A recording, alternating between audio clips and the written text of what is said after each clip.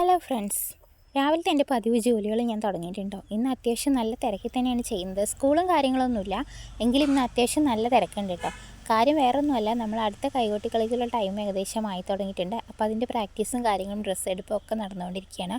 അപ്പോൾ അതിൻ്റെ ഒരു തിരക്കിലാണ്. രാവിലെ വീട്ടിലെ ജോലികളൊക്കെ തീർത്തതിന് ശേഷം വേണം എനിക്ക് പ്രാക്ടീസിന് പോകാനായിട്ട്. അപ്പോൾ ഒരു പ്രാവശ്യം ഞാൻ ആകെ കളിച്ചിട്ടുള്ളൂ കേട്ടോ.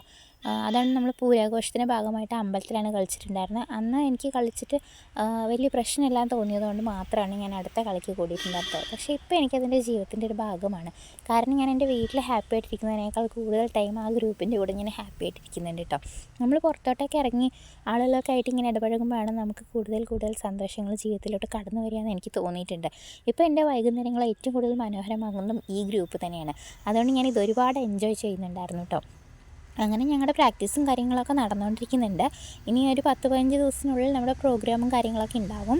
അപ്പോൾ ഇപ്രാവശ്യം നമ്മുടെ മക്കളും നമ്മുടെ കൂടെ കൂടുന്നുണ്ട് കേട്ടോ. അപ്പോൾ അതിൻ്റെ ഒരു സന്തോഷം എനിക്കുണ്ട്. പിന്നെ ചില ആളുകൾ നെഗറ്റീവ്സ് മാത്രം പറയുന്ന ആളുകളുണ്ട്.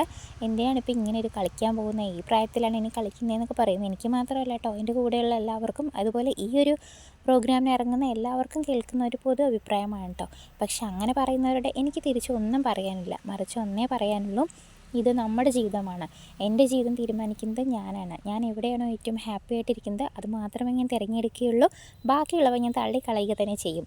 ഈ അഭിപ്രായത്തോട് നിങ്ങൾ യോജിക്കുന്നുണ്ടെങ്കിൽ ഒന്ന് ജസ്റ്റ് കമൻറ്റ് ചെയ്യണേ. ഓക്കെ.